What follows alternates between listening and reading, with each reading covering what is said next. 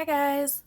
So today what we're going to do is we are going to look over the difference between a line graph and a bar graph and how to read both of those and answer different questions about them.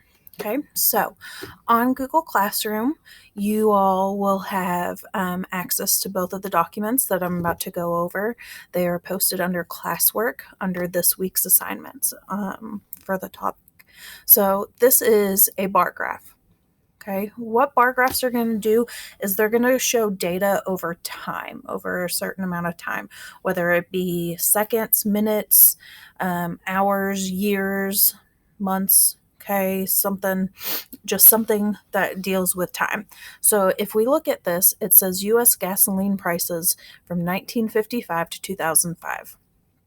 So we are examining gasoline prices over a set time, over these years. Okay, so let's look at the different parts of our graph. That was our title that we just read. Okay, this is our x-axis down here. Okay, which is our independent variable. That is what we have control over. Okay, we're looking at the years. We're changing it year to year. Okay, we're looking at it every 10 years. You have 1955, 1965, 75, and so on. Okay, then on here, we have our y-axis, which is our dependent variable. This is what we are measuring. Here we're measuring the price of gasoline per gallon. Okay, so it goes from 25 cents up to $2.50. Okay. Each of these little dots right here represents a data point. So in 1955, the cost was a little over 25 cents. Okay, in 1965, it was between 25 and 50 cents. I'd say it was probably closer to about 35 cents. And then 1975, it was about 50 cents. And you can see they connected these dots with a line so you can kind of see the correlation, the relationship that it has over time. So that is a line graph. So let's look at some of the questions that they ask and we'll see how we can read it. It says, how much did a gallon of gasoline cost in 1955? So what I'm going to do, I'm going to kind of zoom in on this so we can just focus on this point right here. Okay, so 1955. So we're going to look up on this line and see where our data point is. It's right about here. I'm going to go over to the y-axis and see where it hits on the y-axis. It's a little bit above this line. This line represents 25 cents. And the line up above represents 50 cents. So the space between these two lines, there is a value of 25 cents between there. Okay, 50 cents minus 25 cents gives you 25 cents. So this is probably going to be, if I were to guess, maybe about 27, 28 cents. Maybe you could even argue 30 cents. That's going up a little high, I think, but 27, 28 cents would be a good answer. So that would be what you would type in right here. Okay. So then it says, when you look at the graph, what do you notice about 1985 and 1995? So what we're going to look at, we have 1985, 1995 right here. Well, the line connecting the two is pretty straight. It's pretty horizontal. So a horizontal line means that the prices aren't really changing.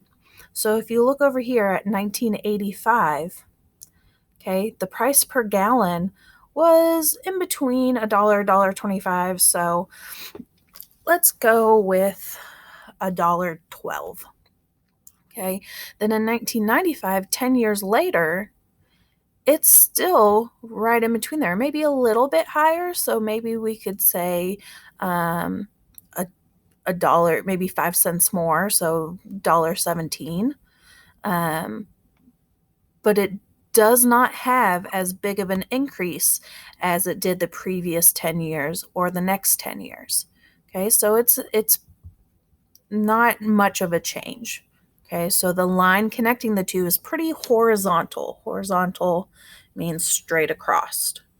Okay, so that represents that there hasn't been much change. Okay, then it asks which 10-year period saw the greatest increase in the price of gasoline. So when we talk about the greatest increase, what you're looking for is the steepest line. Okay, remember we said a horizontal line represents something that doesn't change very much. Well, then a vertical line is going to represent a lot of change. So you want to see between which of these 2 points, so which of these points, so we have this 10-year period right here, this one right here, this one, and then this one. Okay, so it wants you to figure out which one of those is the most vertical line, which one's the steepest line that represents the most change. Okay, so I'm going to let you all answer that one. And it says, how much has the price of gasoline changed since 1955? Okay, so we're going to assume that we're talking about how much it's changed from 1955 to 2005. So we look to see what it was in 2005. Okay, we go over. It's about $2.50. Okay, and then we said 1995 was about 27 cents. So you're finding the difference between the two. You're going to take your $2.50 and subtract your 27 cents, and that's how much it has changed. Okay, so that's a line graph. I'm now going to show you a bar graph. Okay, so with bar graphs, you have some of the same type of elements. You have a title. So this is called Great Big Vegetables. You have an overall title. You have your x-axis, which represents your independent variable. Here, it's also has a title. It says vegetable. Okay, so the types of vegetables is what we have control over. Okay, they're picking the different types of vegetables. That's your independent variable. Then on the y-axis, you have your dependent variable. This is what you're measuring. Okay, they're measuring the weight in pounds. So you have a scale, and it goes from 0 to 140. Okay, so with a bar graph, what you'll notice is that you have these bars going up rather than a line going across. So remember I said a line graph measures data over time.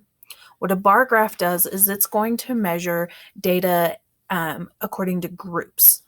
Okay, so here we have vegetable is our grouping.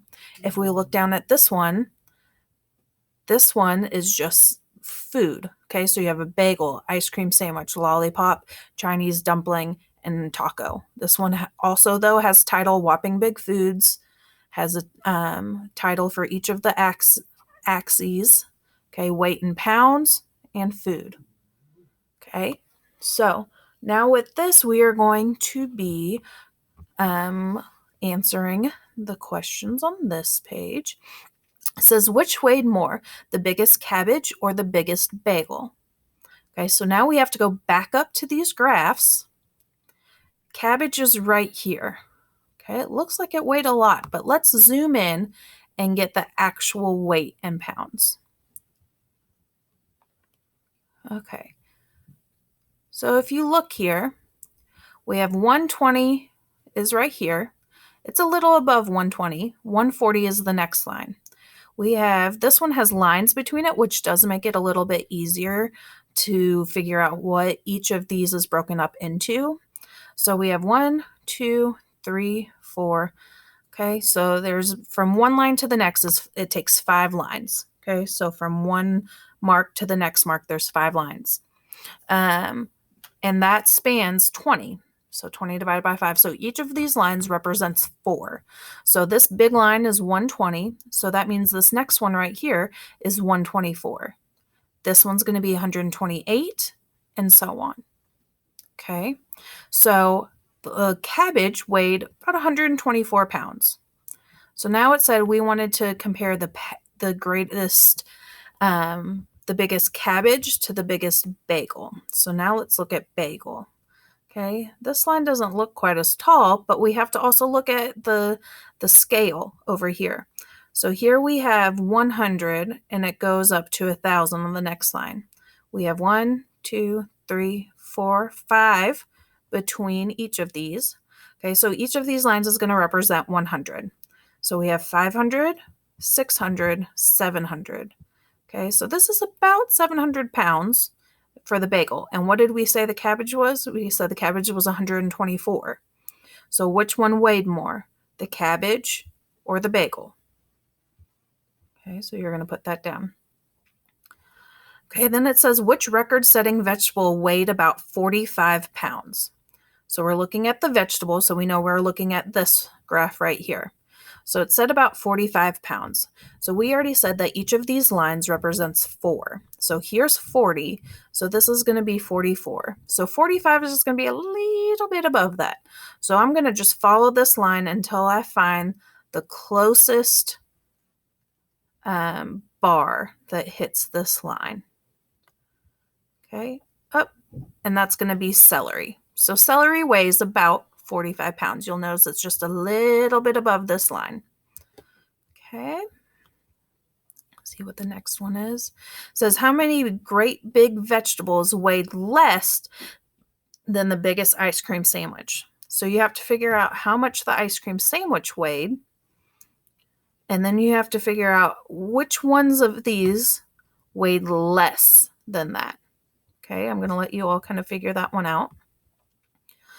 And then it says, how much heavier is the biggest bagel than the biggest cabbage? So up on this one, we already figured out what the biggest bagel and the biggest cabbage weighed. So what you're going to do is you're finding the difference. So we know that the biggest bagel weighs more than the biggest cabbage. So we're going to take the weight of the bagel and subtract the cabbage. And that's how much more I think I skipped a thing. That's how much more the bagel weighed. I skipped a couple. Sorry. Number 4, it said which record-setting vegetable weighed the least. Okay, so we're going to look at the vegetables. And this one's kind of easy because you're only comparing vegetables, so you're only going to be looking at this graph right here. So all you have to do is look to see which one has the shortest bar. Well, cabbage is the largest, so it's kind of between carrot and cucumber. If I take carrot is right about, it's a little under this line, and cucumber is right about this line. So I'm going to say carrot is the least. Okay, and then about how many pounds did the heaviest lollipop weigh? All you're doing is just going to read this graph right up here. Okay, just how we did before. Okay, so I'm going to let you all try and figure the rest of these out on your own, and make sure when you're doing this that when you open this up, you're just going to make a copy, which I don't know how you make a copy, but I think you all do. I'll have to look into that. So just make a copy of each of these before you write on them, and this is your assignment for today. Please let me know if you have any questions at all. Okay, guys, have a great day. Bye.